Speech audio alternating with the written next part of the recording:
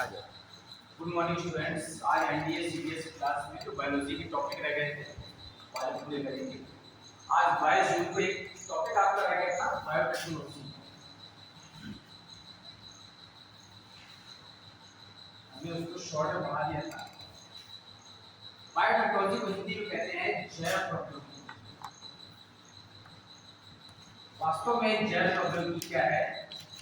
सूक्ष्म जीवों का हम उपयोग कर रहे हैं। सूक्ष्म जीवों का उपयोग करके जो हमारे डिफेक्टेड जीन है, हमारे वजूद में क्रोमोसोम में जो डिफेक्टेड जीन है या जो एबनॉर्मल जीन है, उन जीन को हटाकर उसके स्थान पर हेल्दी जीन या स्वस्थ जीन को प्रवेश करा देना, ताकि इन फ्यूचर जो मनुष्य में या अन्य जीवों में या पेड़ पौधों में जो वांछित लक्षण हम चाहते हैं वो विकसित हो जाए।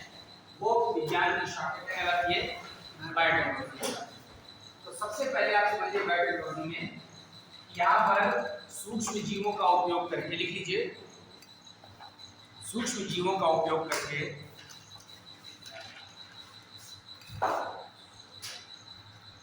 टॉपिक है बायोटेक्नोलॉजी जैव प्रौद्योगिकी। सूक्ष्म जीवों का उपयोग करके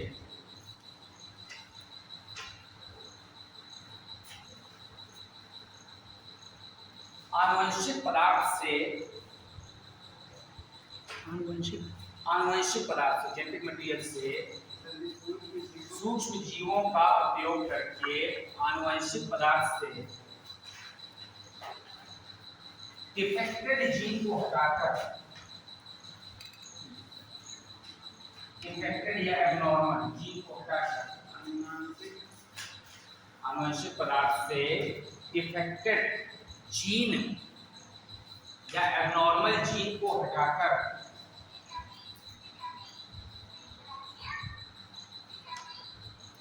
उसके स्थान पर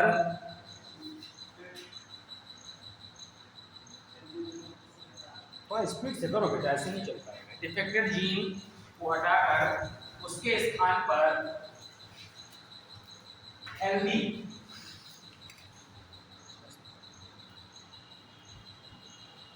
या नॉर्मल जीन को प्रविष्ट कराने की प्रक्रिया, नॉर्मल जीन को प्रविष्ट कराने की प्रक्रिया जीनी अभियांत्रिकी कहलाती है। जीनी अभियांत्रिकी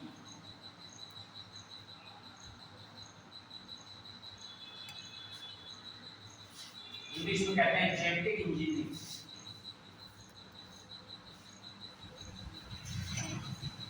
जीनी अभियांत्रिकी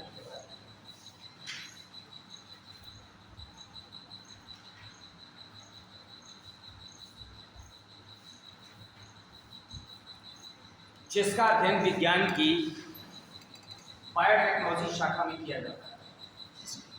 जिसका अध्ययन विज्ञान की बायोटेक्नोलॉजी जैव प्रौद्योगिकी शाखा में किया जाता है। Biotechnology is the branch of the science in which we deals the study of the genetic engineering. जिसका अध्ययन विज्ञान की बायोटेक्नोलॉजी नामक शाखा में किया जाता है।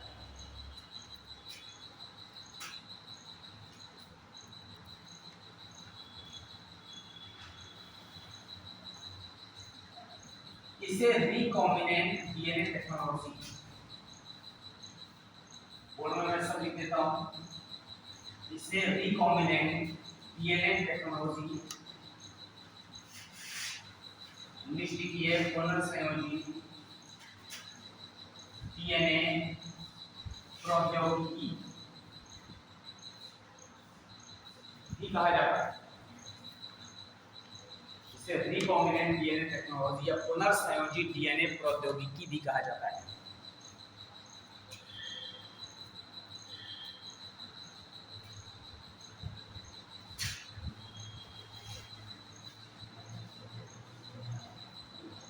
जिसकी खोज कोहेन एंड बॉयर ने की। जिसकी खोज कोहेन एंड बॉयर ने की। ये बायोटेक्नोलॉजी है, जेनेटिक इंजीनियरिंग उसका पार्ट है। रिकॉम्बिनेंट डीएनए टेक्नोलॉजी भी कहते हैं, पुनर्संयोजी डीएनए प्रौद्योगिकी भी कहते हैं। अब आप समझिए कि वास्तव में इस प्रोसेस में किस प्रकार से डिफेक्टेड जीन को हटाकर हेल्दी जीन प्रविष्ट कराते हैं। वो किसकी सहायता से? सूक्ष्म जीवों के साथ। अब एक सिंपल सा एग्जांपल हम देते हैं। सपोज करिए it is a horse. Horse में होता है पोषण। सपोज करिए कि हमारी बॉडी से अगर जीन हेल्दी किया जा रहा है या हमारी बॉडी में कोई डिफेक्टेड जीन है, तो अगर ये बात सपोज करिए ये जो जीन का सीक्वेंस है ऐसे बना A B C D F, ये एक नॉर्मल क्रोमोसोम है। इस क्रोमोसोम में अगर ये वाला पार्ट सपोज करिए डिफेक्टेड है, ठीक है, हमें इस पार्ट को हटाना है। तो इस डिफेक्टेड पार्ट को हटाने के लिए सबसे पहले एक एंजाइम यूज होता है, उसे कहते हैं, आप अंग्रेजी में लिखिए करेंगे, रिस्ट्रिक्शन एंडोन्यूक्लियस। या सपोज करिए कि हमारी बॉडी में इंसुलिन हार्मोन नहीं बनता। इंसुलिन हार्मोन जब मनुष्य में नहीं बनता है तो आज अभी बायोटेक्नोलॉजी से बनाया जाता है। इससे पहले 40-50 साल पहले जो गोट था, बकरे के अग्न्याशय से, पैंक्रियास से इंजेक्शन से हार्मोन निकालते थे और इंजेक्शन ये किसमें जाते थे? मनुष्य के आशय। ये बहुत कॉस्टली और महंगी प्रक्रिया थी। केवल बहुत बड़े बड़े जो मंत्री, विधायक थे, प्रधानमंत्री, उन्हीं को अवेलेबल हो पाते। तो क्या करते हैं कि अब बायोटेक्नोलॉजी नई प्रोसेस आ गई है। अगर ये वाला जीन सपोज करिए कि इंसुलिन फॉर्मेशन जीन है, इंसुलिन बनाने वाला जीन है, तो किसी जीन से हमको इस जीन को पहले प्रोटेक्ट करना है। तो इतनी छोटी सेल होती है, आप देखिए कोशिका बहुत छोटी होती है। कोशिका के अंदर केंद्रक और माइन्यूट होता है। केंद्रक के अंदर क्रोमोसोम होते हैं। क्रोमोसोम के अंदर क्या होता है? डीएनए में जीन होते हैं। इतना छोटा पार्ट, माइन्यूट पार्ट आपको देखना है, ऑपरेट करना है। तो इसके लिए कोई नाइफ नहीं यूज होती। इसमें एक एंजाइम होता है, रिस्ट्रिक्शन एंडोन्यूक्लियस। ये जो एंजाइम है ये डीएनए में कट लगा सकता है, डीएनए को काट सकता है। डीएनए में जो कट लगाने के लिए टॉपिक है, तो सपोज करिए कि हमारा डीएनए ऐसा होता है, द्विकुंडलित होता है। द्विकुंडलित डीएनए को सिंपलीफाई करने के लिए हम ऐसे, इसमें 2 थ्रेड है, पॉलीन्यूक्लियोटाइड श्रृंखलाएं हैं। हम समझने के लिए आपने इसको कैसे बना दिया? हॉरिजॉन्टल बना दिया।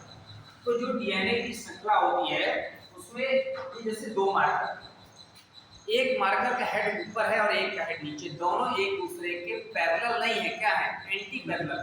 एंटी पैरेलल का मतलब है प्रति समानांतर है, बराबर डिस्टेंस पर एक ऊपर की तरफ जा रहा है, कहाँ रहा है? नीचे की तरफ। तो एक को हम 5' मान लेते हैं। ये 5' वास्तव में क्या है? ये शुगर के जोड़ने की क्या है? यूनिट है, 5'। और टेल को मान लेते हैं 3'। तो दूसरे का हेड कहाँ आएगा? नीचे, और टेल कहाँ आएगी? ठीक है।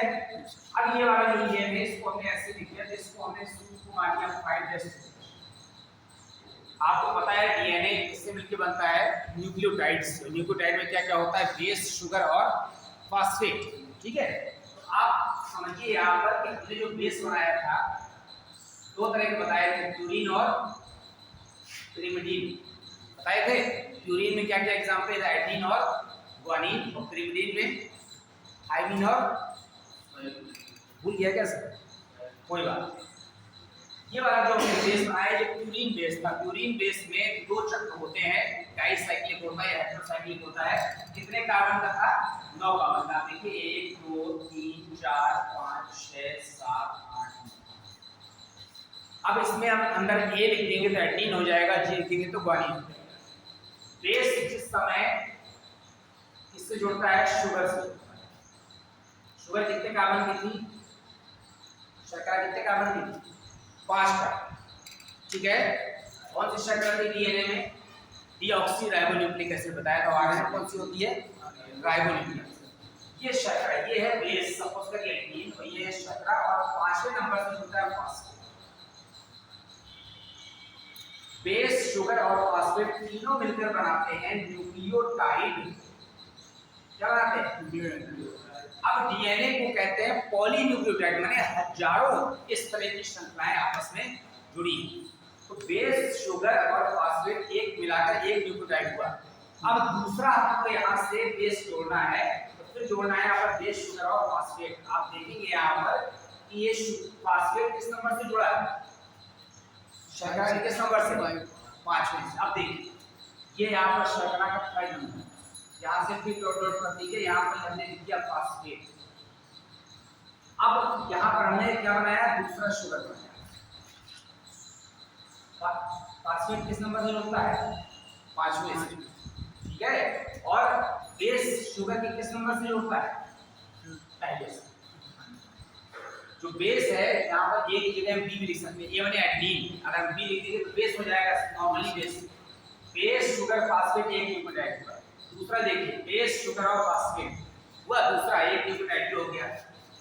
दो न्यूक्लियोटाइड के बीच में जो लिंक है वो कौन जोड़ने का काम कर रहा है, फॉस्फेट। एक तरफ किस नंबर से जुड़ा है, 30 से, दूसरी तरफ किस नंबर से जुड़ा है, इसे कहते हैं 5-3 लिंकेज।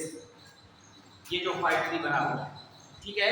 हम यहाँ से पढ़ना शुरू करेंगे तो 5-3 ऊपर से देखेंगे तो यहाँ पर क्या हो जाएगा, जैसे यहाँ से पढ़ रहे हैं 5-3। अब इसमें से ज्वाइंटिंग देखते जाएंगे तो जो दूसरा कॉम्प्लीमेंट होगा उसमें 3-5 दशा होगी, ठीक है। तो 5-3 और 3-5 क्या है, ये यहाँ पर फॉस्फेट है जो शर्करा के जिस नंबर से जुड़ता है उसको क्या कहते हैं, 5। तो 5-3 बेस में एक ये हो गया पॉलीन्यूक्लियोटाइड की श्रृंखला और दूसरी हो गई 3-5। दोनों श्रृंखलाएं एक दूसरे के प्रति समानांतर होती हैं ऐसी, और प्रति समानांतर के बाद संपूरक होती है डीएनए की। संपूरक का मतलब क्या है कि हमको पता है कि ये डीएनए की श्रृंखला है। एडेनिन हमेशा किससे जुड़ता है, थाइमिन से। क्या हो गया, फिर से चालू हो गया क्या? एडेनिन हमेशा किससे जुड़ता है, थाइमिन से। और ग्वानिन हमेशा किससे जुड़ता है, साइटोसिन से, ठीक है। तो जो एडेनिन थाइमिन से जुड़ता है, ग्वानिन किससे जुड़ता है, साइटोसिन से। इधर देखो,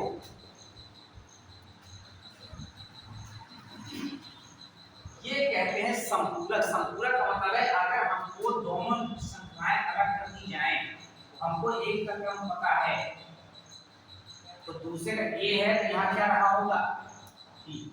यहाँ जी है क्या रहा होगा, सी। यहाँ टी क्या रहा होगा, ए। यहाँ सी क्या रहा होगा, डी। क्योंकि ए हमेशा टी से जुड़ता है, जी हमेशा से जुड़ता है, सी से। तो डीएनए की जो दोनों श्रृंखलाएं हैं वो एक दूसरे के प्रति समानांतर है। और संपूरक है, संपूरक मतलब हमें एक का क्रम पता है अगर, तो दूसरे का क्रम हम ऑटोमेटिक जानेंगे। अब हम इस टॉपिक पे आते हैं, ये डीएनए की दो श्रृंखला। इस दोनों श्रृंखलाओं में सपोज करिए कि ये वाला जीन हमको काट कर बनाना है, ठीक है। सपोज करिए कि ये जीन इंसुलिन हार्मोन बना रहा है, तो इसको हमको ऐसे व्यक्ति में पहुंचाना है जिसमें इंसुलिन हार्मोन नहीं बन रहा। तो हमने यहाँ पर ये एंजाइम लगा दिया, ये वाला। इस एंजाइम से कट लगाएंगे तो जो डीएनए में कट लगता है, ये 5-3 हो गया, ये 3 कट लग गया डीएनए के दोनों स्ट्रैंड में लगता है। अब ये वाला पर्टिकुलर जो जीन है वो क्या हो गया, अलग। इसके बाद हमने क्या किया, इसको हीट कर दिया। डेल्टा मतलब हाई टेम्परेचर दिया। जब हाई टेम्परेचर दिया तो दोनों स्ट्रैंड या दोनों श्रृंखलाएं क्या हो जाएंगी, अलग।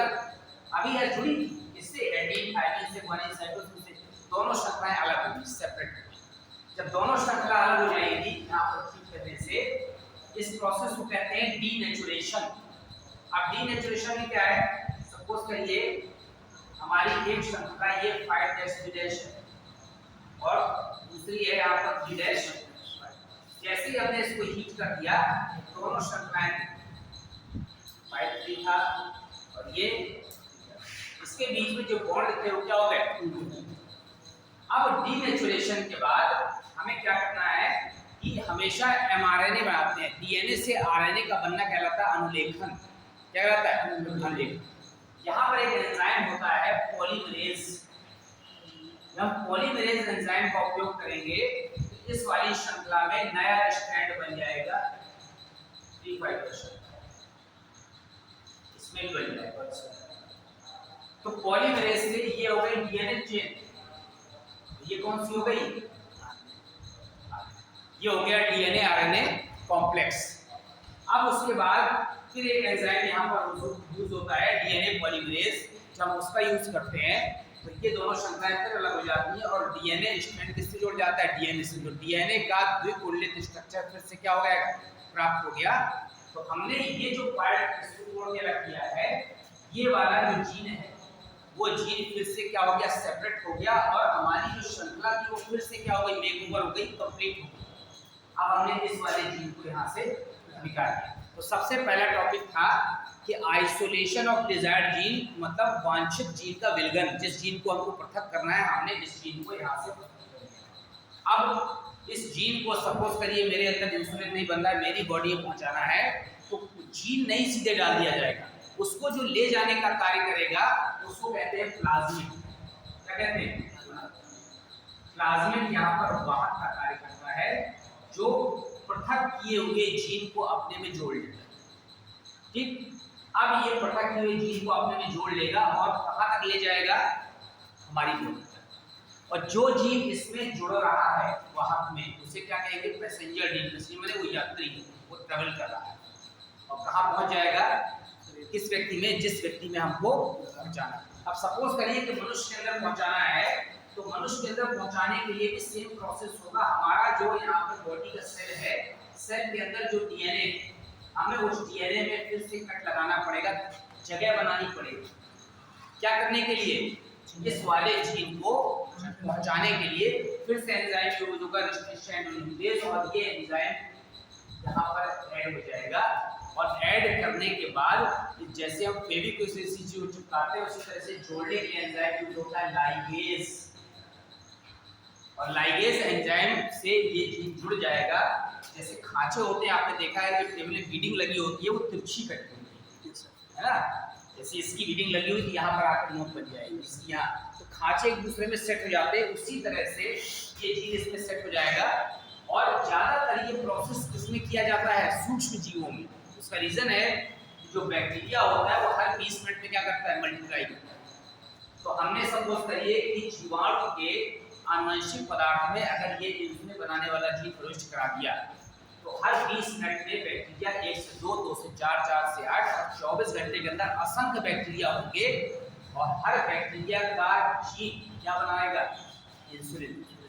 और बहुत कम समय में लार्ज अमाउंट में इंसुलिन हार्मोन आपको प्राप्त हो जाएगा। इस प्रोसेस को कहते हैं बायोटेक्नोलॉजी। ठीक है, ये विज्ञान की शाखा है और प्रोसेस है यहाँ पर चीनी अभियांत्रिकी। तो इस प्रोसेस के द्वारा हम जितने भी पदार्थ हैं, चाहे प्रोटीन हो, चाहे कार्बोहाइड्रेट हो, चाहे विटामिन हो, चाहे हार्मोन हो, चाहे इंटरफेरॉन हो, चाहे पेनिसिलिन जैसी एंटीबायोटिक हो, हर तरह के पदार्थ बहुत ज़्यादा मात्रा में कम अमाउंट खर्च करके प्राप्त कर सकते हैं। केवल ये जो टेक्नोलॉजी है, इसके लिए बहुत हाईटेक लैब की जरूरत होती है। वो लैब एक बार स्टेब्लिश कर ली जाती है, उसके बाद बहुत कम अमाउंट में जितने भी पदार्थ हम चाहते हैं वो क्या होते हैं, बनते रहते हैं। और अब इंसुलिन हार्मोन इस प्रोसेस से इतना सस्ता पड़ने लगा है कि 1 या 2 रुपए का भी इंजेक्शन पड़ता है। लेकिन वो बात अलग है कि मार्केट में 100 रुपए का बिकता है, लेकिन उसकी कॉस्ट जो है 1 रुपए से ज़्यादा नहीं आती। तो हर कंपनियां अलग अलग टेक्नोलॉजी का यूज करके विभिन्न प्रकार के पदार्थ बना रहे हैं। कोई प्रोटीन बना रहे हैं, कोई सिंगल सेल प्रोटीन बना रहे हैं, कोई एंटीबायोटिक बना रहे हैं। तो ठीक है, एंटीबायोटिक में भी लाखों प्रकार हैं। आप देखते हैं बहुत सारी मेडिकल कंपनियां हैं और बहुत सारी पेन किलर बनती है, लेकिन कुछ पेन किलर ज़्यादा इफेक्टिव होती है या कुछ एंटीबायोटिक ऐसी होती है जो ज़्यादा इफेक्टिव होती हैं, जिससे रोग आसानी से क्या होता है, ठीक हो जाता है। तो जैसे आप लगातार कोई मेडिसिन यूज कर रहे हैं, सपोज करिए कि हम एंटीबायोटिक में पेनिसिलिन यूज कर रहे हैं, तो पेनिसिलिन जो है रोग को ठीक कर रही है, लेकिन लगातार 10-20 साल यूज करते करते जो सूक्ष्म जीव होते हैं वो इसके प्रति प्रतिरोधक क्षमता विकसित कर लेते हैं। जैसे हम पहले मॉस्किटो कॉइल लगाते थे, कछुआ छाप, ये सब, अब धीमे धीमे मच्छरों ने उसके प्रति क्या कर लिया, रेजिस्टेंस कर लिया। तो फिर क्या करना पड़ता है कि हम एंटीबायोटिक दूसरे सूक्ष्मजीवों से ऐसी एंटीबायोटिक प्राप्त करते हैं जो ज़्यादा इफेक्टिव हो, कुछ दिन तक वो काम करती है, फिर उसके बाद उसकी भी एफिशिएंसी कम होने लगती है। क्योंकि जब जो है ज़्यादा समय तक कोई भी मेडिसिन यूज होती है, तो जो सूक्ष्मजीव होते हैं उनके अंदर मॉडिफिकेशन चेंज होने लगता है, अल्टरेशन होने लगता है, और वो अपने जीनों को क्या करते हैं, परिवर्तित। कोविड का जो अटैक हुआ था, वो पहली बार जो हुआ उसके बदले में क्या बना दी गई, यहाँ पर वैक्सीन बना दी गई। लेकिन अब कोविड बार बार फिर से हो रहा है कई देशों में। उसका रीजन है कि उसने अपने जीनोम को क्या किया, चेंज कर लिया। तो उसने देखा कि यहाँ पर जो है, जो इन्होंने वैक्सीन बनाई है वो उसके ऊपर कारगर है, इसीलिए बहुत सारे ऐसे केसेस आ रहे हैं जिसमें वो अपने जीनोम को चेंज कर रहा है। जब चेंज करेगा तो हमको उसके लिए दूसरी वैक्सीन बनानी पड़ेगी। ठीक है। तो लेकिन ये कि लगातार जीनोम चेंज करते करते उसकी जो एफिशिएंसी अब पावर है वो क्या होने लगती है, कम होने लगती है। इसीलिए 2-4 साल और कोविड रहेगा, उसके बाद भी कोविड रहेगा, लेकिन कोविड से किसी की डेथ नहीं होगी, क्योंकि एफिशिएंसी क्या हो जाएगी, कम हो जाएगी। इस प्रोसेस को आगे कीजिए। देखिए जीनी अभियांत्रिकी, इसी नीचे लाइन से लिखिए, जीनी अभियांत्रिकी निम्न चरणों में पूर्ण, निम्न चरणों में पूर्ण।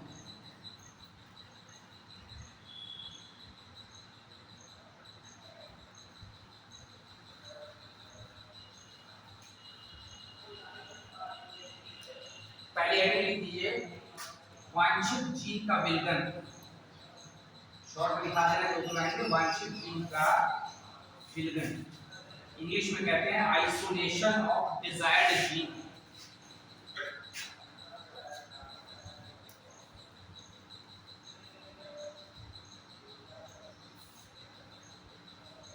आइसोलेशन ऑफ डिजायर्ड जीन, वांछित जीन का विलगन है क्या इसमें? इसमें जिस कोशिका से हम जीन लेते हैं उसको कहते हैं होस्ट। तो पोषक की जो होस्ट को हिंदी में कहते हैं पोषक, तो करते क्या है इसमें, पोषक कोशिका को पहले गला देते हैं। एक एंजाइम होता है लाइसोजाइम, हमारी लार में भी होता है, लाइसोजाइम एंजाइम की सहायता से पोषक की कोशिका को गला देते हैं। तो ये बाहर का पार्ट क्या होता है, गल जाता है, तो अंदर का क्या रहेगा, आनुवंशिक पदार्थ।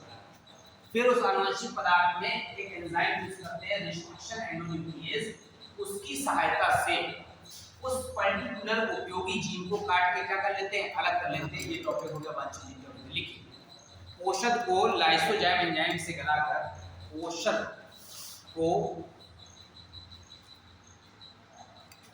लाइसोजाइम एंजाइम से गलाकर, लाइसोजाइम एंजाइम से गलाकर उसके जीनोम से, जीनोम है आनुवंशिक पदार्थ,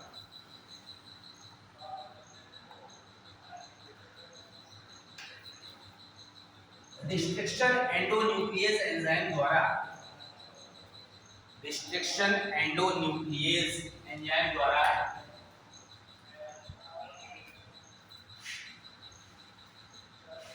कट लगाकर, CUT इंग्लिश में लिखिएगा, कट लगाकर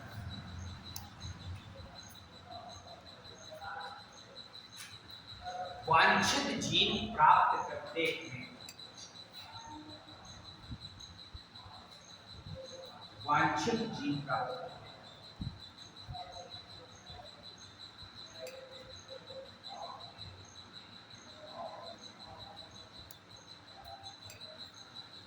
ठीक है, दूसरा स्टेप में आइए, वाहक डीएनए अणु का चयन, वाहक वेक्टर,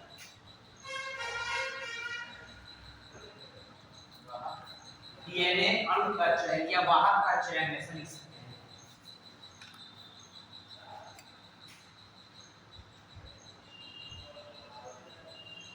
लिखिए इसमें,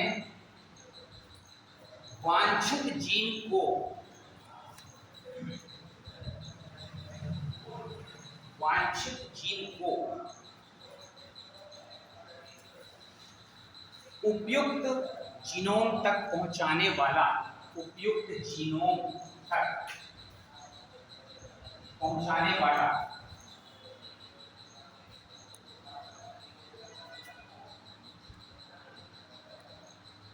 अणु वाहक कहलाता है।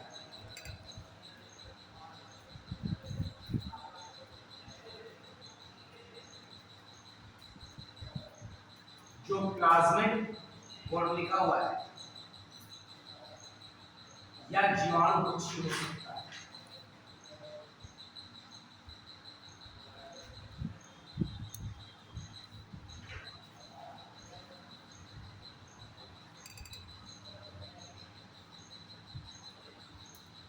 इसके लिए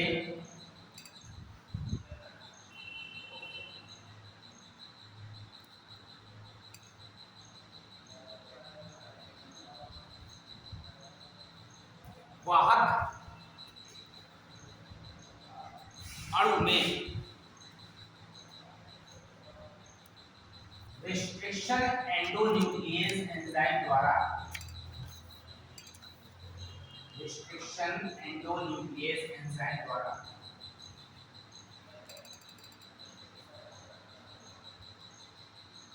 कट लगाया जाता है।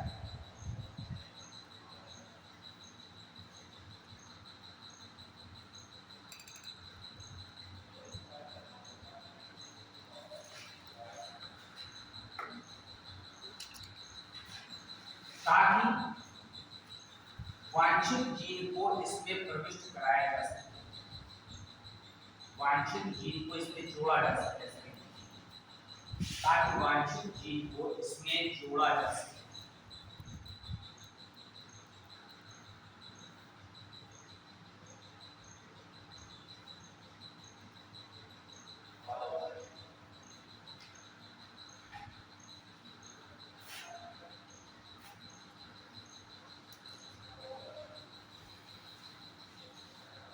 और अब वांछित जीन को पैसेंजर डीएनए भी कहते हैं।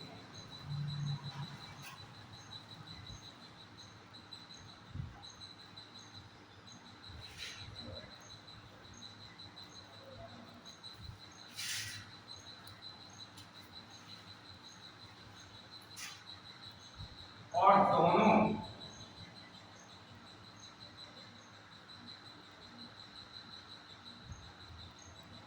को मिलाकर पुनर्संयोजी डीएनए के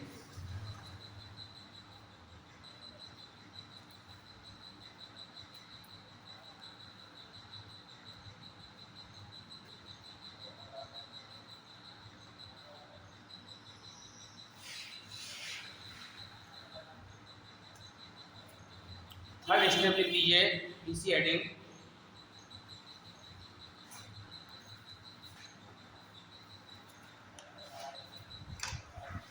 पुनर्संयोजी डीएनए, पुनर्संयोजी डीएनए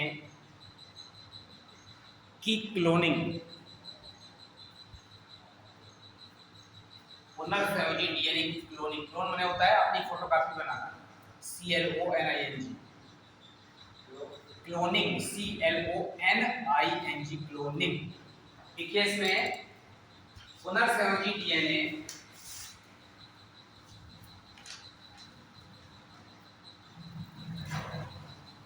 उपयुक्त जीनोम में पहुंचकर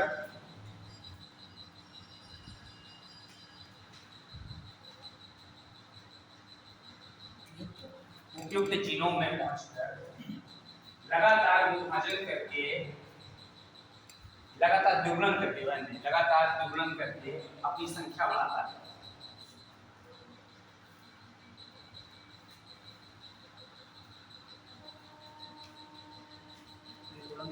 अपनी संख्या बढ़ाता है और वांछित उत्पाद प्राप्त हो जाता है।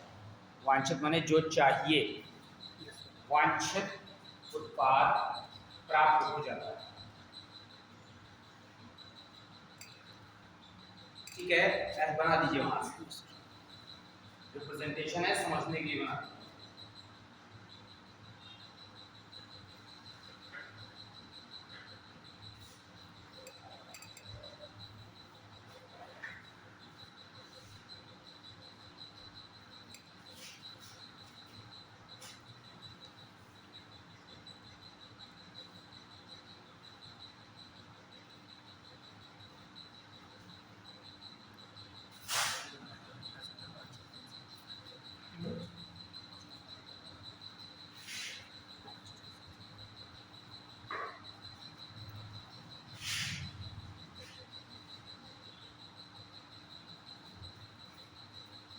लाइगेज एंजाइम से जुड़ा हुआ है।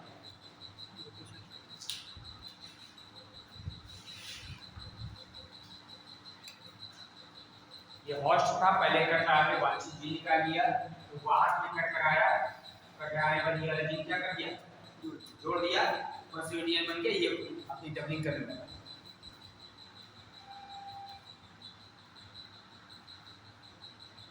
ये प्रोसेस जितनी सरल दिखती है उतनी सरल है नहीं, बहुत माइन्यूट लेवल पर है, इसमें बहुत ज़्यादा खर्च आता है। इसीलिए बाद में प्रोडक्ट तो बहुत सस्ते बनते हैं, लेकिन पहले जो इसकी कॉस्ट आती है उसी के कारण से जो है जो छोटी मोटी कंपनियां हैं वो सब ये सब काम नहीं कर पाती। बहुत जो बड़ी बड़ी कंपनियां वही इतना इन्वेस्ट कर पाती हैं और नई नई टेक्नोलॉजी लाती है, इसलिए जो है उनकी जो मेडिसिन होती है वो कॉस्टली भी होती है और अच्छी इफेक्टिव होती है।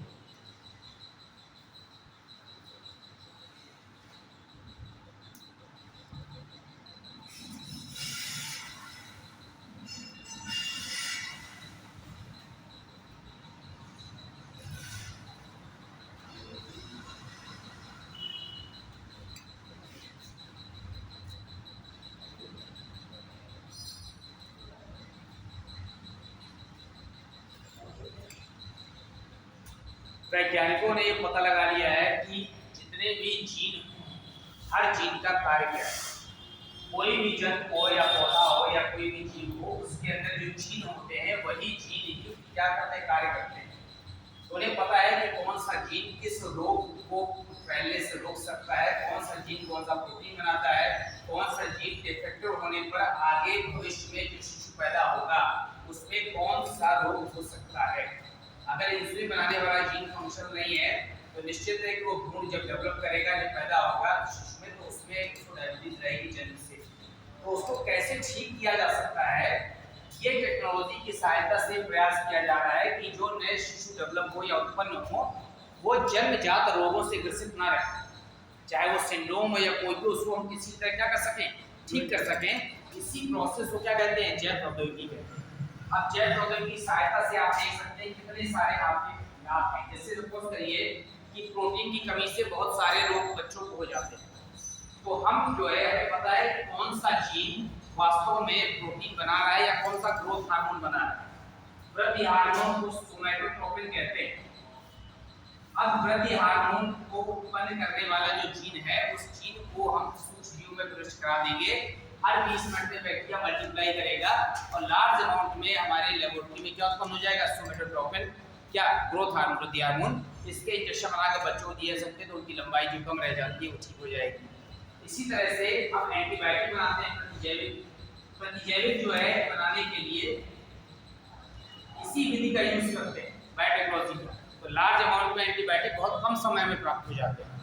इसी कारण से एक होता है यहाँ पर सुपर बग बैक्टीरिया, क्या कहते हैं, वो super bug. Super bug bacteria क्या होता है, वो बड़ा इंपॉर्टेंट है। अगर कभी आपके समुद्र से जो तेल का आयात होता है, शिप से होता है, तो जो करोड़ों बैरल तेल आ रहा है समुद्र से, कच्चा तेल, कभी कभी वो उसमें ब्लास्ट हो जाता है या कहीं लीकेज हो जाता है, तो पूरा तेल कहाँ चला जाता है, समुद्र में फैल जाता है। तेल हल्का होता है, आपको पता है, और ये समुद्र में लाखों मील तक ऊपर की सतह में तैरने लगता है।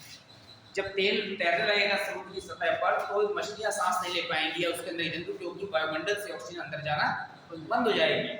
उस कंडीशन में उसको सही करने के लिए कोई भी ऐसा साधन नहीं है जिससे उस तेल को एब्जॉर्ब किया जा सके। तो इन्होंने ऐसे बैक्टीरिया बनाए हैं, उसे सुपर बग बैक्टीरिया कहते हैं, जो समुद्र की सतह से ऑयल को क्या कर लेते हैं, एब्जॉर्ब कर लेते हैं। तो ये समुद्र की सतह से ऑयल को एब्जॉर्ब करने वाली बैक्टीरिया है, इसको वहां पर डाल देते हैं। अब कुछ नहीं करना, वो बैक्टीरिया अपने आप मल्टीप्लाई करेंगे, ऐसे 2 से 4 से बढ़ते जाएंगे और पूरे समुद्र की सतह से पूरा ऑयल क्या कर लेंगे, एब्जॉर्ब कर लेंगे और बाद में उसको जो है इकट्ठा करके और क्या करते हैं, डिस्ट्रॉय कर दिया जाता है, ये सुपर बग। इसी तरह से जो कचरे का ढेर है, आप देखते हैं हमारे घरों से सब यहाँ से इतना कचरा निकलता है। कुछ कचरा तो जानवर खा लेते हैं, ठीक है ना, और कुछ कचरा ऐसा होता है जो डिकम्पोज नहीं होता, तो कचरा घर में पहुंच जाता है। लेकिन कचरे घर में इतने सालों से कचरा डालने के बाद भी पूरी जगह अभी तक क्या नहीं हुई, भरी नहीं। पॉलीथीन के कारण से ऐसा है, पॉलीथीन जो है वो डिकम्पोज नहीं होती, पॉलीथीन के कारण कचरा बढ़ रहा है। वास्तव में अगर पॉलीथीन ना निकले तो जो कागज होता है, कपड़ा होता है, ये सब चीजें क्या होती है, गल जाती है। गलाता कौन है, उसमें विशेष प्रकार के बैक्टीरिया होते हैं, स्कैवेंजर कहते हैं, सफाई को। वो लगातार जटिल पदार्थों को क्या करते हैं, डिकम्पोज करते रहते हैं, जिसके कारण से जो कचरा है वो विखंडित होकर के सरल पदार्थों में कन्वर्ट हो जाता है। जब बहुत सा कचरा गैस में कन्वर्ट हो जाता है तो गैस के रूप में उड़ जाता है। कुछ कचरा अपने माइनर पार्टिकल में आकर किसे मिल जाता है, मिट्टी में, और पोषक पदार्थों का जो रोटेशन हो रहा है मिट्टी से, इसी कारण से होता रहता है। ठीक है, तो अगर ये बैक्टीरिया ना हो, सूक्ष्म ना हो, तो लगातार क्या होता रहेगा, हमारे यहाँ कचरे का ढेर बढ़ता है। तो केवल कचरा ही नहीं, अब आप देखिए हम खेतों में फर्टिलाइजर डालते हैं, खाद क्यों डालते हैं? पता है कभी एनपीके डालना है, नाइट्रोजन भी डालना है, कहीं पोटेशियम, कहीं फास्फोरस, कुछ ना कुछ मिट्टी में कमी बनी रहती है। तो प्रमुख रूप से 3 पोषक तत्व होते हैं एनपीके, नाइट्रोजन, फास्फोरस और पोटेशियम। इसी की पूर्ति के लिए मिट्टी में फर्टिलाइजर डाला जाता है। तो फर्टिलाइजर और खाद दोनों में अंतर है। खाद वो होती है जो घरों में जो वेस्ट मटेरियल निकलता है उससे कंपोस्ट बनता है, या खाद गोबर की खाद को कहते हैं, जो ऑर्गेनिक खाद होती है, जानवरों का जो मलमूत्र है वो क्या है? ऑर्गेनिक मटेरियल, कार्बनिक खाद। फैक्ट्रियों में जो बनती है वो अकार्बनिक है। क्या है? अकार्बनिक है, क्रिस्टल के फॉर्म में होती है और वो जो है कंसंट्रेट रूप में होती है, कम जो है फर्टिलाइजर, ज्यादा से ज्यादा मटेरियल उसमें खेतों में क्या आ जाता है? काम आ जाता है। तो जो फर्टिलाइजर बन रहा है वो फैक्ट्री में बन रहा है, वो इनऑर्गेनिक, अकार्बनिक। अब हमको लगातार मिट्टी में एनपीके की पूर्ति करते रहनी है और किसानों का बहुत सारा पैसा इसी में क्या हो जाता है? वेस्ट हो जाता है खाद के लिए। अब हम क्या करेंगे? जो नए नए सीड डेवलप हो रहे हैं, बीज, उन सीड में क्या करते हैं वो, सपोज करिए कि अगर धान है और धान को नाइट्रोजन ज्यादा मात्रा में चाहिए, तो धान के जो सीड है तो उस सीड में उन्होंने ऐसे जीन प्रविष्ट करा दिए हैं जो वायुमंडल की नाइट्रोजन को इसमें कन्वर्ट कर सकते हैं, नाइट्रेट। हमारे जो प्लांट होता है वो मिट्टी से किस रूप में नाइट्रोजन लेता है? नाइट्रेट के रूप में, गैस के रूप में नहीं ले सकता। तो नाइट्रोजन गैस की बहुत 78% पॉइंट समथिंग ऐसे परसेंटेज इसमें वायुमंडल में है, हम उसका यूज नहीं कर पा रहे हैं। तो ये जो बैक्टीरिया है ये वायुमंडल की नाइट्रोजन को नाइट्रेट में बदलने की क्षमता रखते हैं, इन्हें कहते हैं नाइट्रोजन फिक्सिंग बैक्टीरिया। अब इन बैक्टीरिया को अगर हम यहाँ पर इंजेक्ट, बैक्टीरिया का मतलब बैक्टीरिया नहीं कर रहा है, बैक्टीरिया के अंदर जो जीन है वो कर रहा है। तो ये बहुत पुरानी टेक्नोलॉजी है, ये राइजोबियम बैक्टीरिया होता है, आप सबने पढ़ा भी है। ये राइजोबियम बैक्टीरिया वायुमंडल की नाइट्रोजन को नाइट्रेट में बदलता रहता है, जिससे नाइट्रोजन की पूर्ति होती रहती है। ये तो बैक्टीरिया का। अब अगर बैक्टीरिया का हम यूज नहीं कर पा रहे हैं तो हम जो सीड डेवलप कर रहे हैं प्लांट के, उस सीड में नाइट्रोजन को नाइट्रेट में बदलने वाला जो जीन है जो इस बैक्टीरिया का, वो इससे निकाल के सीड में प्रविष्ट करा दें। तो अब जब बीज अंकुरण करेगा, जो पौधा डेवलप होगा, उसमें प्राकृतिक रूप से क्षमता होगी कि नाइट्रोजन को नाइट्रेट बदलता रहेगा और हमें जो नाइट्रोजन पर जो डिपेंडेंसी है, हमारी निर्भरता है कि हमको यूरिया डालना ही डालना है, उसकी जरूरत नहीं पड़ेगी। इसी तरह से फास्फोरस का यूज कर सकते हैं, इसी तरह से पोटेशियम का। तो जितने भी फर्टिलाइजर है उसकी पूर्ति करने के लिए हम जो जीन है अगर उसको इंजेक्ट कर दें तो वो लगातार क्या बनाते रहेंगे? फर्टिलाइजर बनाते रहेंगे प्लांट को, और उसकी जरूरत नहीं पड़ेगी। ठीक है, ये सारा यूज किसका है? बायोटेक्नोलॉजी के अंतर्गत जो जीन अभियांत्रिकी प्रोसेस है उसके कारण से ये सब संभव हुआ है, इसीलिए ब्रांच बदल हुआ। ठीक, अब बायोटेक्नोलॉजी के बाद हमारे में एनिमल और प्लांट फिजियोलॉजी। तब मैं एनिमल फिजियोलॉजी में कुछ टॉपिक आपको और बता दूंगा जो जनरल टॉपिक्स आते हैं। आइए मैं प्लांट फिजियोलॉजी में आपको टॉपिक बता देता हूं। तो प्लांट फिजियोलॉजी का मतलब है पौधों में जितनी भी क्रियाएं हो रही है उसका अध्ययन करना, और एनिमल फिजियोलॉजी में किसका अध्ययन करते हैं? जंतु की। तो प्लांट फिजियोलॉजी में आपके मतलब की जो है उसमें सबसे इंपॉर्टेंट है प्रकाश संश्लेषण। ठीक है, ये कोई बायोलॉजी का टॉपिक नहीं है, वो ये जनरल टॉपिक है कि आपको फोटोसिंथेसिस कहते हैं। सबको पता है, बचपन से पढ़ते चले आ रहे हैं। तो फोटो माने होता है लाइट और सिंथेसिस माने होता है फॉर्मेशन। तो लाइट का फॉर्मेशन नहीं, लाइट की सहायता से, ठीक है ना, जो फूड मैन्युफैक्चर कर रहे हैं हम नहीं, प्लांट जो कर रहे हैं, that is called the photosynthesis, प्रकाश संश्लेषण। वास्तव में जो लाइट में एनर्जी है, लाइट एनर्जी को ही किसमें कन्वर्ट करना? केमिकल एनर्जी में, रासायनिक ऊर्जा में कन्वर्ट करना, एक प्रकाश संश्लेषण कहलाता है, जो केवल ग्रीन प्लांट्स ही कर सकते हैं। हरे पौधे। हम ग्रीन प्लांट्स वर्ड इसलिए यूज करते हैं क्योंकि प्लांट कुछ ऐसे भी होते हैं जो प्रकाश संश्लेषण नहीं कर सकते। ठीक है, ऐसे पौधे आपने देखे हैं?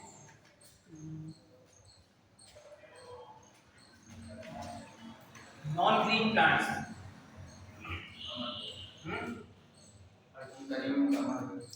हाँ पैरासाइट है, परजीवी है, कुछ पोषण दूसरे से लेते हैं, कुछ पोषण क्या है, कुछ स्वयं बनाते हैं। एक्चुअली क्या है कि पहले केवल 2 किंगडम थे, जंतु जगत और पादप जगत। तो जो यहाँ पर फंजाई कवक, ठीक है, इनको भी किसमें रखा गया था? प्लांट किंगडम में रखा गया। तो इसीलिए उसमें जब कंफ्यूजन होने लगा तो इन्होंने लिख दिया यहाँ पर कि ग्रीन प्लांट्स माने हरे पौधे, क्योंकि पादप जगत में कुछ ऐसे कैटेगरी दी आ गई थी जिनको मजबूरी में पादप जगत में रखना पड़ा, क्योंकि दो ही किंगडम थे, या तो जंतु जगत या पादप जगत। बाद में 5 जगत का वर्गीकरण हो गया, तो उसी कारण से फंजाई कहलाते हैं।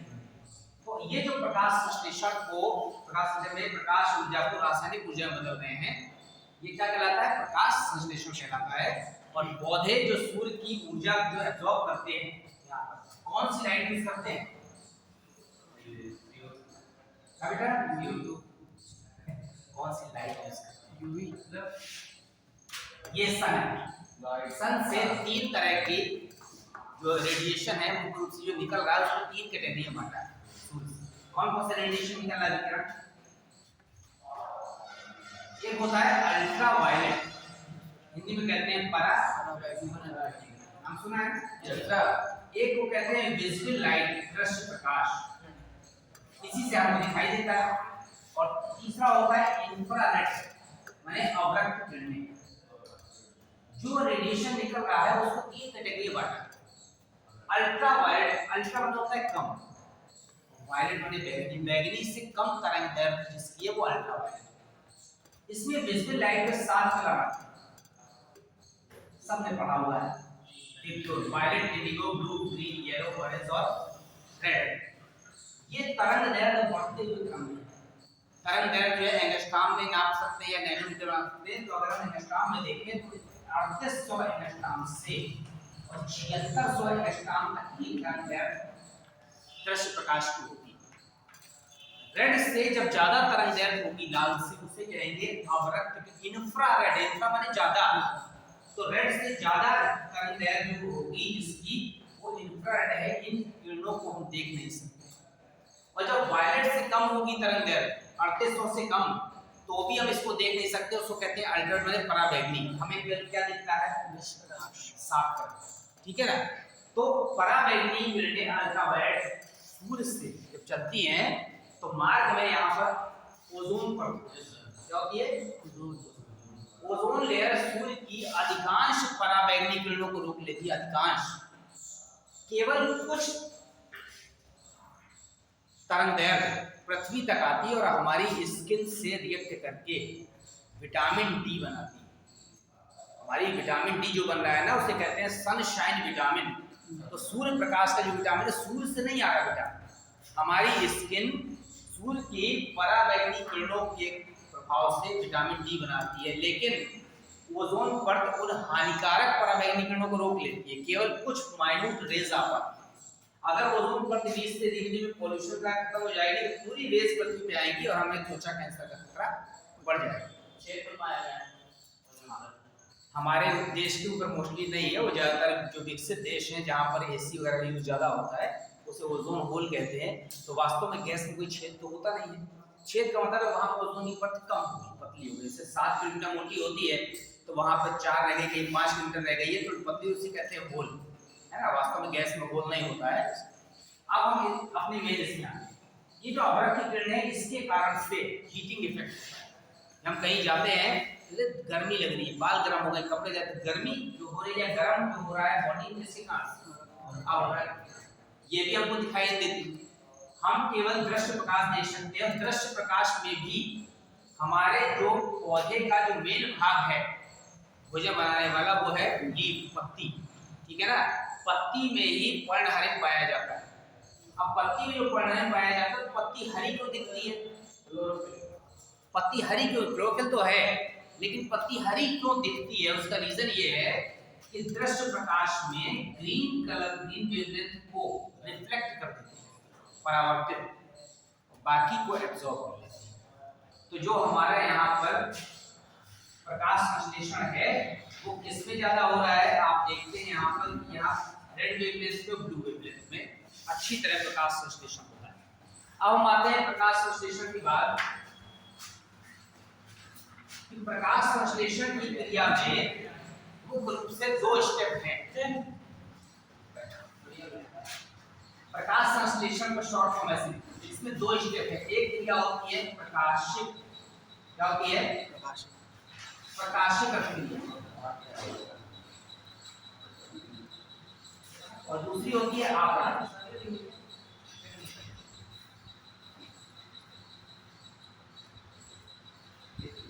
आपके जो लीफ है पत्ती, उस पत्ती में ऐसा हरित लवक, हरित लवक में इस तरह की जो रचनाएं हैं उसे कहते हैं ग्रेनम, बताया था मैंने सर। और दो ग्रेनम को जोड़ने वाली जो रचना उसे कहते हैं स्ट्रोमा लैमेली, और बीच में जो लिक्विड भरा हुआ है इसे कहते हैं स्ट्रोमा। ये हरित लवक का स्ट्रक्चर है, शॉर्ट बना दिया। एक होती है प्रकाशिक क्रिया, इंग्लिश में कहते हैं लाइट, और दूसरी होती है अप्रकाशित डार्क। अब कभी कभी इसी से छोटे छोटे क्वेश्चन आ जाते हैं। प्रकाशिक अभिक्रिया हरित लवक के ग्रेनम में होती है और इसके अंदर होते हैं पर्णहरित, ठीक है। तो प्रकाशिक अभिक्रिया कहाँ हो रही है? हरित लवक के ग्रेनम, और अप्रकाशिक कहाँ हो रही है? स्ट्रोमा। अब इसका अगर आप समीकरण लिख लें, यहाँ पर 6CO2 + 12H2O, यहाँ पर हो जाएगा आपका सनलाइट, ठीक है। यहाँ पर क्लोरोफिल हो जाएगा, ये बनता है ग्लूकोज + 6O2 + 6H2। CO2 का उपयोग और H2O का उपयोग दोनों का हो रहा है। जो प्रकाशिक अभिक्रिया है, इस अभिक्रिया में केवल H2O का उपयोग होता है, जल। और जब जल का उपयोग होगा तो जल के विखंडन से ऑक्सीजन भी निकलेगी, क्या निकलेगी? ऑक्सीजन। इसका मतलब है कि प्रकाशिक अभिक्रिया में जल के उपयोग से O2 उत्पन्न हो रही है, इसी कारण से हम सांस ले पा रहे हैं। और अप्रकाशिक अभिक्रिया में इस वाले स्टेप में CO2 का उपयोग होकर के क्या बन रहा है? ग्लूकोज, इसलिए ये बन रहा है। तो CO2 के उपयोग से जो ग्लूकोज बन रहा है वो क्रिया स्ट्रोमा में हो रही, उसे कहते हैं अप्रकाशिक। अप्रकाशिक क्यों नाम दिया है? डार्क। इस क्रिया के लिए प्रकाश की उपस्थिति अनिवार्य है।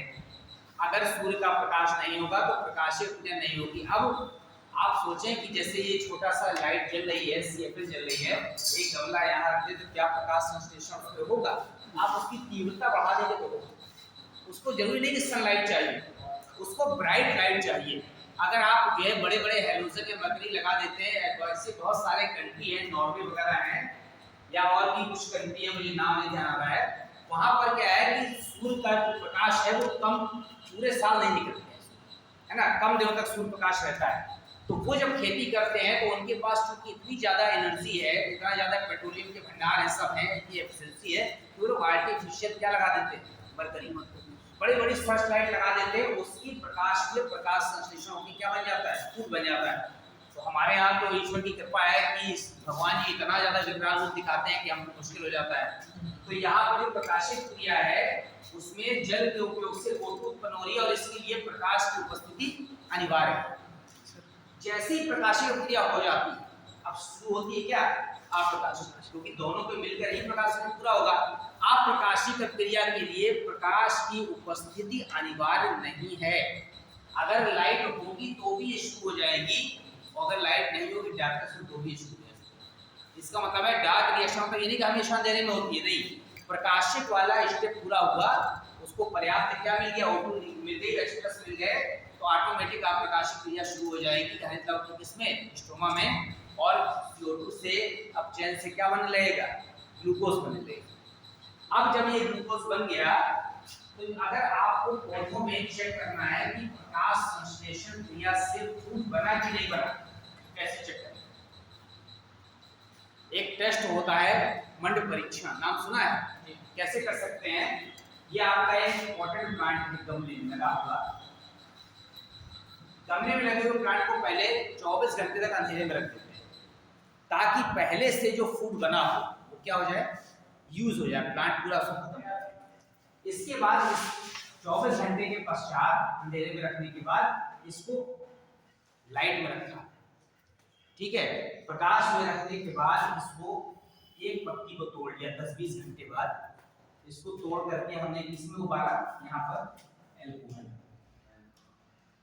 ठीक है। अल्कोहल में इसलिए उबाला कि आप पानी में उबालेंगे तो पर्णहरिम जो होता है वो पानी में घुलनशील नहीं है।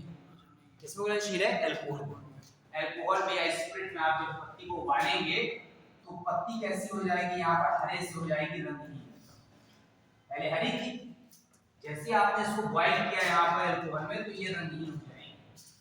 अब रंगहीन होने के बाद इसमें आयोडीन का विलेन डालना। आयोडीन की ड्रॉप आती है, आपको 2 बूंद के आयोडीन डाल देना, लिक्विड आयोडीन डालना है। जैसे आयोडीन डालेंगे तो पत्ती यहाँ पर ब्लू ब्लैक कलर में कन्वर्ट हो जाएगी, नीले काले। अगर नीले काला रंग पत्ती में हो गया इसका मतलब है कि पत्ती में भोजन का निर्माण हुआ था। ठीक है। और क्या बना था? स्टार्च। मंड जानते हैं ना? हम जब समीकरण लिखते हैं तो ग्लूकोज बनाते हैं, और जब यहाँ परीक्षण करते क्या करते हैं? मंड का। उसका रीजन जानते हैं? जैसे यहाँ पर मशीन का धागा होता है, वो धागा अगर जो है अलग अलग पड़ा हुआ फैला हुआ है तो वो ग्लूकोज। ठीक है। और जैसे उसको एक कंसाइज अकाउंट में क्या कर देते हैं? लपेट देते हैं, नटाई में लपेट देते हैं, तो वो क्या बन जाता है? स्टार्च बन जाता है। वही कंडीशन यहाँ पर है कि ग्लूकोज के अणु एक निश्चित संघनित एरिया में जब जुड़ जाते हैं तो उसे क्या कहते हैं? स्टार्च कहते हैं। तो इस प्रयोग से आप सिद्ध कर सकते हैं कि पौधे में प्रकाश संश्लेषण क्रिया के बाद क्या बनता है? स्टार्च बनता है। ठीक है। अब एक एक्सपेरिमेंट आता है, कैसे सिद्ध करेंगे कि प्रकाश संश्लेषण के लिए CO2 आवश्यक है। जल का उपयोग तो सबको पता है, CO2 आवश्यक है। उसके लिए क्या करते हैं? एक गमले वाला पौधा लिया, उसको फिर से हमने 24 घंटे कहा रखा अंधेरे में। अब इसके बाद सूर्य प्रकाश में रखने से ठीक पहले हमने इस पौधे में एक पत्ती को एक चौड़े मुंह की बोतल में ऐसे आधा भाग कहाँ है? बोतल के अंदर। वो आधा कहाँ है? बीच में कॉर्क लगा देते, तो कॉर्क में थोड़ा सा कट लगा दिया है तो उससे होकर आधी पत्ती अंदर चली गई, आधी बाहर है, और चारों तरफ ग्रीस लगा। और यहाँ क्या भर दिया? क्या भर दिया? O2 नहीं, एक पायरोगैनॉल का सॉल्यूशन आता है, पायरोगैनॉल का सॉल्यूशन। ठीक है, वो भर सकते हैं। इसके अलावा क्लोराइड कई जगह अलग अलग लिखा रहता है। अब आप क्या होगा? जैसे इसको 24 घंटे फिर से धूप में रखेंगे तो पत्ती को यहाँ से, चूंकि जो बीकर है, कांच की बोतल है, उसमें सनलाइट अंदर जा रही है, कांच की है वो ट्रांसपेरेंट, तो इसको क्या मिल रहा है? सनलाइट मिल रही है। नीचे से क्या मिल रहा है? जल मिल रहा है। सारी कंडीशन मिल रही है। एक बाद में जब इस पत्ती को तोड़ करके हम बॉइल करेंगे तो बॉइल करने के बाद इसमें अल्कोहल में ये पत्ती में जब आयोडीन डालेंगे तो जो भाग बोतल के बाहर था, समझ रहे हैं, वो भाग ब्लू ब्लैक हो जाएगा, और जो भाग बोतल के अंदर कैसा रहेगा? क्योंकि बोतल के अंदर केवल CO2 नहीं मिली उसमें। ठीक है ना? ताकि उसको प्रकाश भी मिल रहा था, यहाँ से जल भी मिल रहा था, पर्णहरिम पहले से था पत्ती में, तो सारी चीज अवेलेबल। इसे कहते हैं मोल का प्रयोग। साइंटिस्ट ने मोल, तो मॉल ने प्रयोग किया था आधी पत्ती का प्रयोग, जिससे सिद्ध कर दिया कि प्रकाश संश्लेषण के लिए CO2 की भी आवश्यकता होती है। अब आप ये कैसे सिद्ध कर सकते हैं कि प्रकाश संश्लेषण में O2 गैस निकलती है? कोई और गैस भी निकल सकती है। इसका भी एक छोटा सा प्रयोग है। इन्होंने एक ऐसी फनेल, जानते हैं मिट्टी के तेल की, जैसे लैब में फनेल रखी होती है, और यहाँ एक बीकर ले लिया है और यहाँ पर एक पौधा ले लिया, उसे कहते हैं हाइड्रिला। हाइड्रा नहीं, हाइड्रा एक जलीय पौधा होता है, ऐसे कटी कटी पत्तियां होती है। इन्होंने बीकर में यहाँ पर पानी भर दिया और उसमें जो है हाइड्रा पौधा लेके उसके ऊपर क्या रखती है? फनल, और फनल के ऊपर एक पर्णहरिम लगाया। अब इसको धूप में रख दिया। 24 घंटे पश्चात यहाँ पर थोड़े थोड़े से बुलबुले इकट्ठा हो गए, क्योंकि उसको CO2 भी मिल रही है, जल भी में है ही है, सूर्य प्रकाश भी मिल रहा है, सब मिल रहा है। अब ये जो बुलबुले इकट्ठा हुए हैं, यहाँ पर जलती हुई माचिस की कीड़ी अगर पहुंचा दी जाए तो तेजी से जलने लगती है। तेजी से जलती किसमें? O2 में। O2 में जलती। इससे सिद्ध होता है कि कौन सी गैस निकल रही है? O2 गैस निकल रही है। तो इस तरह के कुछ प्रयोगों से आप सिद्ध कर सकते हैं प्रकाश संश्लेषण में कि O2 उत्पन्न होती है, CO2 का उपयोग होता है, पर्णहरिम की आवश्यकता होती है, और अंत में क्या बनता है? मंडल। ठीक है, अब आते हैं टॉपिक में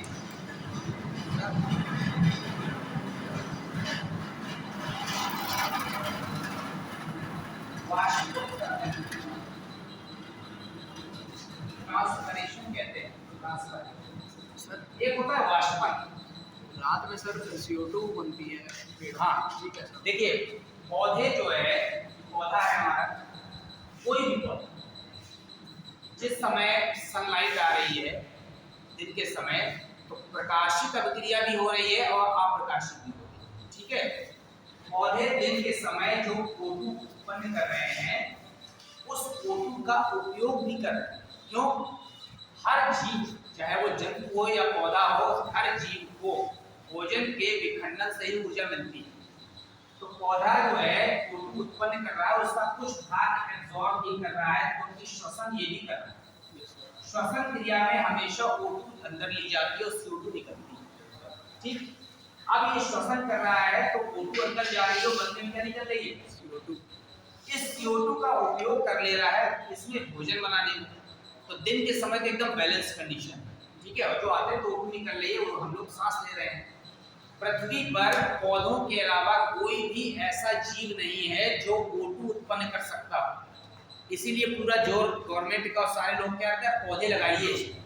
इसके अलावा सारी क्रियाओं से जब CO2 निकलती है, हम कचरा जला रहे हैं CO2 उत्पन्न हो रही है, हम सांस ले रहे हैं CO2 उत्पन्न हो रही है, जो भी क्रिया हो रही है, यहाँ तक कि जो जीवाणु हैं वो भी सूक्ष्म पदार्थों का विखंडन कर रहे हैं, तो वो भी O2 का यूज करके क्या निकाल रहे हैं? CO2।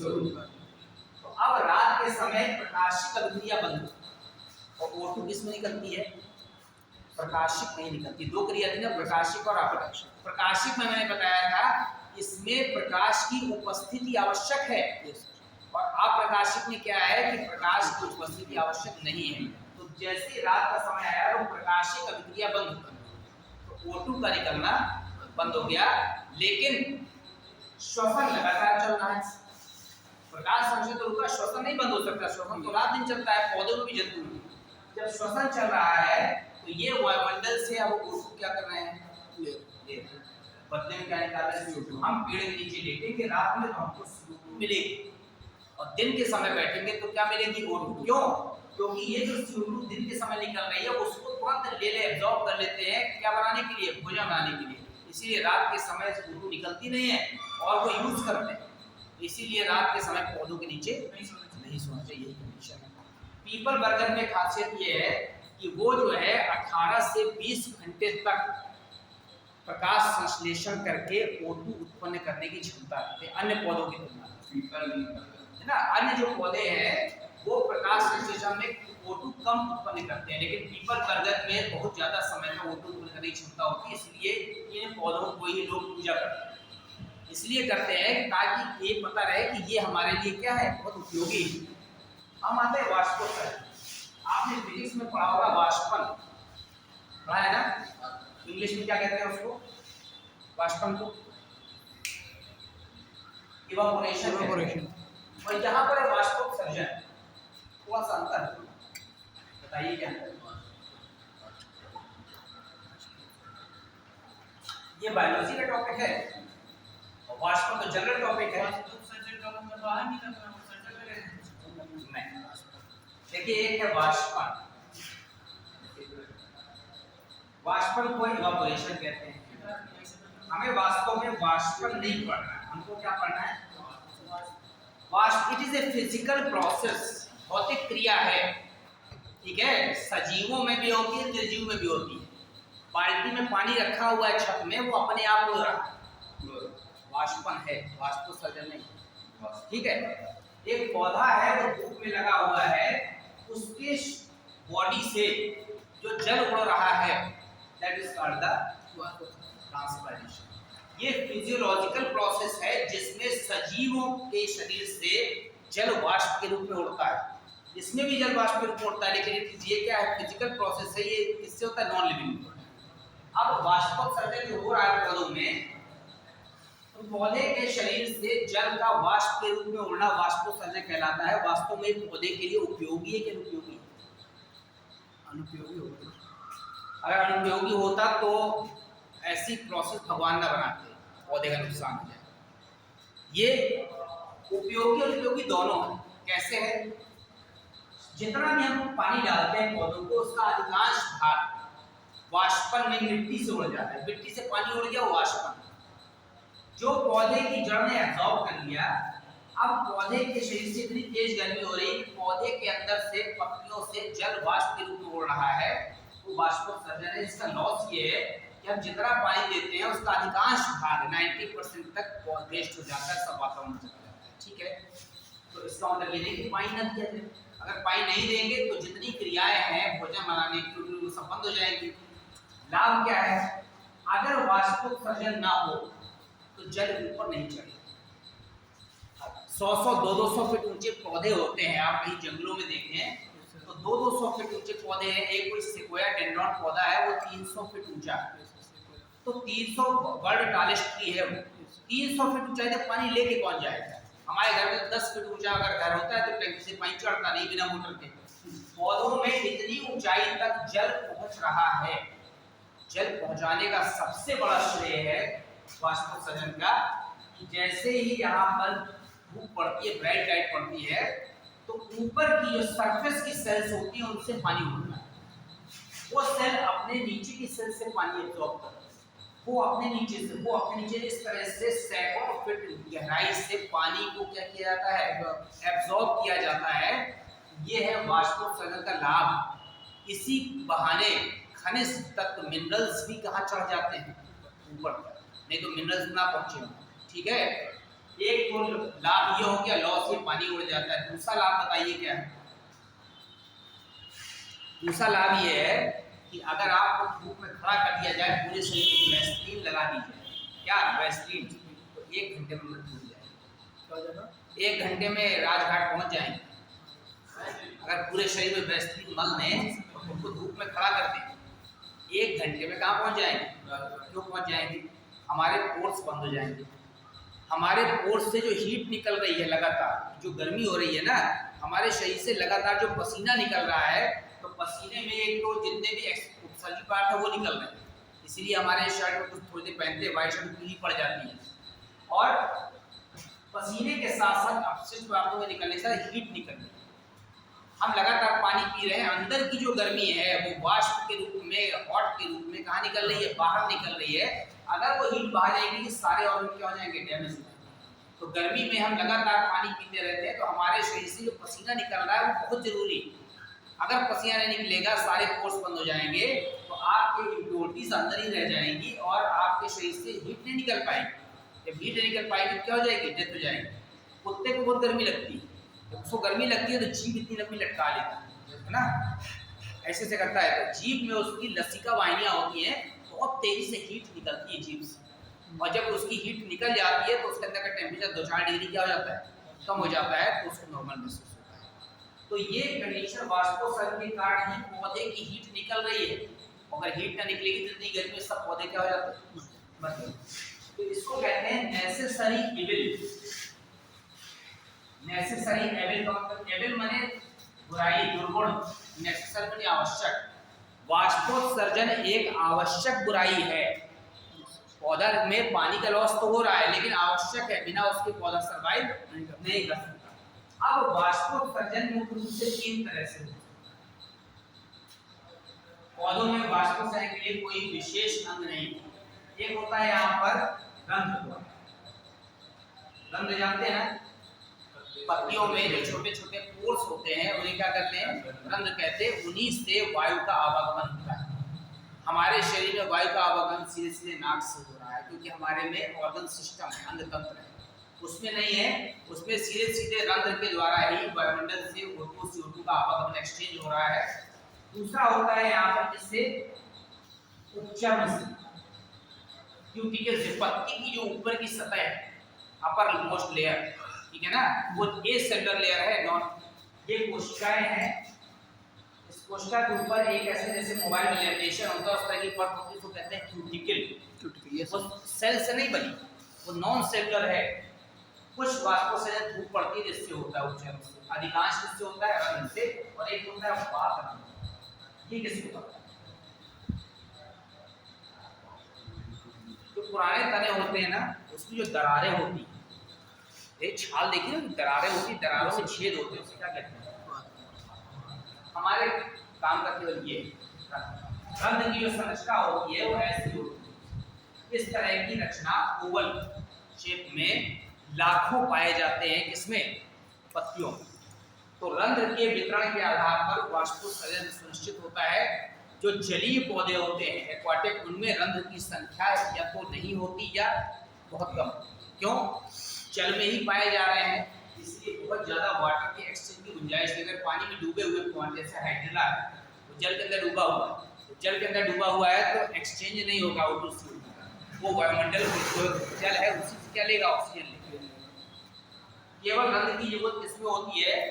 जो वायवीय पौधे, लैंड प्लांट, और जो हमारे मरुस्थलीय पौधे हैं, आपको इकोलॉजिकल डेफिनेशन पता होनी चाहिए। जो मरुस्थलीय लैंड प्लांट है जैसे कैक्टस वगैरह, नाटपानी, उसमें जो रंध्र होते हैं उनकी संख्या क्या होती है? बहुत कम।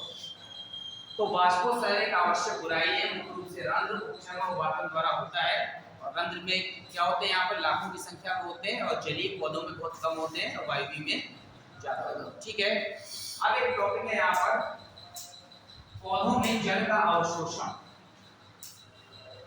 पौधों में जो जल का अवशोषण हो रहा है, और मिनरल न्यूट्रिशन। मिनरल न्यूट्रिशन जैसे मनुष्य में होता है ना, जंतु को पौधों में होता है। तो पौधों में जो मिनरल न्यूट्रिशन है, खनिज पोषण, कितने तरह के मिनरल्स पौधों के लिए उपयोगी हैं? लगभग 17। ठीक है, अभी जो 17 पोषक तत्व है या खनिज तत्व हैं, इनको दो कैटेगरी में बांटा। किसमें बांटा है? मैक्रोन्यूट्रिएंट, मैक्रो माने ज्यादा, माइक्रो माने छोटा। मैक्रो एक है मैक्रो माने दीर्घ पोषक तत्व, और दूसरे है माइक्रो माने लघु पोषक। जिनकी ज्यादा मात्रा पौधे को आवश्यकता होती है वो मैक्रो, जैसे carbon, hydrogen, oxygen, nitrogen, sulphur, phosphorus, potassium, calcium, magnesium. ठीक है ना, ये मैक्रो है। कम अमाउंट में इसकी आवश्यकता होती है, जैसे आपके जिंक है, मोलिब्डेनम है, क्लोराइड है, बोरान है, ठीक है, और निकेल है, कॉपर है, यहाँ पर आयरन है। जिनकी कम अमाउंट की आवश्यकता होती है वो क्या है? माइक्रोन्यूट्रिएंट। और एक चीज समझ लीजिए, किसी भी पोषक तत्व की कमी से पौधों में कोई ना कोई डिसऑर्डर हो जाता है। डिसऑर्डर माने क्या हो जाता है? कमी, ठीक, असामान्यता हो जाती है, जिससे पौधे क्या हो जाते हैं? प्रोडक्शन उनका कम हो जाता है। अब ये जो पोषक तत्व हैं, इसके लिए एक सॉल्यूशन बनाया गया, नॉब सॉल्यूशन। एक वैज्ञानिक हुए नॉब, उन्होंने क्या किया था? उन्होंने इन सारे मिनरल्स को एक निश्चित अमाउंट में मिलाया, जितनी जरूरत थी पौधे, और उसको लिक्विड बना दिया। अब ये अलग अलग मिनरल्स पौधों को देने की आवश्यकता नहीं। जो वहां पर एक्सपेरिमेंट होते हैं, कहाँ पर? नर्सरी में, वहां पर उनके पास नॉब सॉल्यूशन है। ये सारे पोषक तत्व तो मिट्टी में हैं, लेकिन बहुत जगह ऐसा होता है कि मिट्टी में एक ही तरह की फसल होने का कोई ना कोई पोषक तत्व क्या होता है? कम हो जाता है। तो नॉब सॉल्यूशन आता है। नॉब सॉल्यूशन को आपने गमले में पौधा लगाया, उसको क्या नॉब सॉल्यूशन डाल देना एक निश्चित अमाउंट में, 10-15 दिन तक उसको किसी पोषक तत्व की आवश्यकता नहीं पड़ेगी। इस तरह के सॉल्यूशन बन गए हैं। ठीक, अब आपके में जनरल टॉपिक भी आता है कि सर किस अमाउंट में डालना चाहिए? बेटा उसमें लिखा रहता है, वो डिपेंड करता है। जैसे आप सोचो कि आप कह दो कि ये बताओ कि इनको कितना खाना एक लड़के को देना चाहिए, तो अब लड़के की हाइट, उसकी पर्सनालिटी, उसकी एज, सारी चीज कैलकुलेट करना।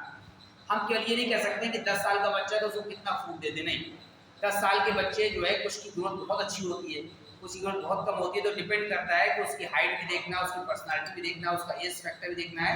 उसी हिसाब से पौधों में भी क्या होता है? डिसाइड किया जाता है कि पर केजी के हिसाब से कितना आपको नॉब सॉल्यूशन देना है। सर जैसे मिट्टी जैसे लिमिटेड होती है गमले में, क्या उससे मिनरल्स खत्म हो जाते हैं एक टाइम पे? अगर आपने गमले में मिट्टी भर दी, लगातार के पानी भर डाल रहे हैं, तो उसमें पोषक तत्व कम हो जाते हैं। अब पोषक तत्व जब कम हो जा रहे हैं, एक तो गुड़ाई नहीं कर रहे हैं उसकी, तो एयर क्रॉस नहीं होगी, जो उसकी जड़ें हैं वो सांस ले रही, मिट्टी क्या होगी? ऊपर से ठोस हो गई है, तो पौधे की ग्रोथ नहीं होगी। दूसरा, मिनरल्स की कमी हो गई है। तो जो किसी जितने भी आवश्यक मिनरल है वो कैसे बनाए जाते हैं? जैसे मान लीजिए कि आपने यहाँ पर ढेर सारे पौधे लगाए, छोटे छोटे से बीकर में एक्सपेरिमेंट। आपके पास सारे मिनरल्स अलग अलग रूप में हैं। आपने यहाँ पर सपोज करिए 17 पोषक तत्व आवश्यक है, आपने 16 मिला दिए, लेकिन इसमें केवल आयरन नहीं है। इसमें भी 16 मिला दिए, इसमें मैग्नीशियम नहीं मिला, इसमें भी 16 मिनरल डाल दिए, केवल कैल्शियम नहीं मिलाया। अब ये जो पौधा डेवलप होगा, इसमें अगर सपोज करिए इसकी पत्ती क्या रह गई, छोटी रह गई, इसका मतलब है आयरन की कमी से पत्ती क्या रह जाती है, छोटी। इस वाले पौधे की पत्ती में अगर प्रकाश संश्लेषण कम हुआ, इसका मतलब मैग्नीशियम की कमी से प्रकाश संश्लेषण कम हो जाता है। इसमें अगर बीज नहीं विकसित हुए, डेवलप में बीज के दाने पड़े हुए, इसका मतलब पता चल गया कि कैल्शियम की कमी से बीजों का डेवलपमेंट रुक जाता है। इस तरह से पता लगाते हैं, ठीक है। तो पोषक विलयन में सारे पोषक तो उपयुक्त मात्रा में मिले रहते हैं, जिसको हम गमले में डाल करके पौधे को डेवलप कर सकते हैं। एक और छोटा सा टॉपिक बता दें, खत्म करते हैं। एक आता है सॉइललेस कल्चर। ये अभी का नहीं है, ये सॉइललेस कल्चर माने मृदा विहीन संवर्धन। बिना मिट्टी के भी पौधे उगाए जा सकते हैं। क्या कहते हैं इसको, मृदा विहीन। आपको हमेशा मिट्टी की आवश्यकता नहीं है, मिट्टी केवल जड़ को पकड़ लेती है, तो पौधा गिरता नहीं। आप घर में मनी प्लांट बोतल में डाल लेते हैं, है ना, कुछ नहीं होता, बिना मिट्टी के डेवलप होता, पानी में भरा रहता है। आप चाहो तो पानी में लगा सकते हैं, मिट्टी भी लोग लगाते हैं। तो विदेशों में एक्सपेरिमेंट किया उन्होंने कि इन्होंने यहाँ पर प्लांट को यहाँ से कुछ छड़ लगी थी, इससे धागे से बांध दिया, ये बोतल, और इसको बीकर में लटका दिया, इसमें पानी भर दिया और क्या मिला दिया, नॉक सॉल्यूशन मिला दिया। ये पौधा आराम से डेवलप हो रहा है। बस इसमें एक कमी है सॉइललेस कल्चर में कि आप सोचो पीपल बरगद लगा दे तो वो नहीं लगा सकते। छोटे छोटे से पौधे आप उसके ऊपर एक रॉड लगा दीजिए, उसको धागे से बांध दीजिए और वो पानी में लटका रहेगा, पानी से सारे पोषक तत्व मिले। इसका मतलब है कि पोषक तत्व केवल मिट्टी भर में नहीं होते, नेचुरली होते हैं। आप उसको अलग से मिला देंगे तो सॉइललेस कल्चर किया जा सकता है, मृदा विहीन संवर्धन। केवल पौधे को पोषक तत्व चाहिए, चाहे पानी से मिले चाहे मिट्टी किसी से ही मिले, ठीक है ना। इसका मतलब मिट्टी पौधे के लिए अनिवार्य नहीं है, केवल पोषक तत्व अनिवार्य। अब यहाँ पर जो सॉइललेस कल्चर कर रहे हैं, इसमें से सैंड कल्चर कर रहे हैं। बालू में भी पौधे उगाए जा सकते हैं।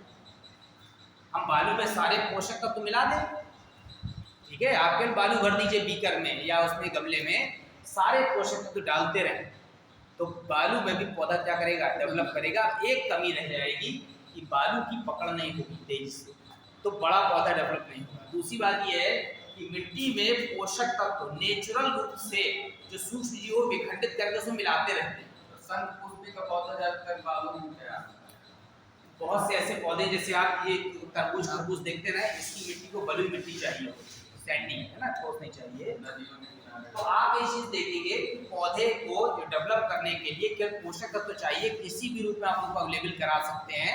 आप सैंड में डेवलप करा सकते हैं, आप बिना सॉइल के करा सकते हैं, पानी में, जैसे एक्वाकल्चर। ये एक्वाकल्चर, एक्वा माने पानी, एक्वागार्ड जो बनाया ना कंपनी ने, एक्वा माने पानी होता है इसलिए एक्वाकल्चर बनाया। तो एक्वाकल्चर का मतलब है पानी, इसे कहते हैं जल कृषि, जल में पौधे का संवर्धन। बालू में तो क्या हो गया, सैंड कल्चर। ये सारी चीजें ये शो करती हैं कि मिट्टी केवल पौधे की जड़ को पकड़े रहने के लिए आवश्यक है, और मिट्टी में प्राकृतिक रूप से सूक्ष्म जीव विखंडित होते रहते हैं और पदार्थों करते रहते हैं, इसलिए मिट्टी में पोषक तत्व की कमी नहीं हो पाती, सामान्यता नहीं हो पाती है। जबकि अलग से जब आप डेवलप करेंगे तो आपको अलग से खर्च बढ़ जाए, ठीक है। कल एनिमल फिजियोलॉजी में कुछ टॉपिक हैं, छोटे छोटे करा देंगे।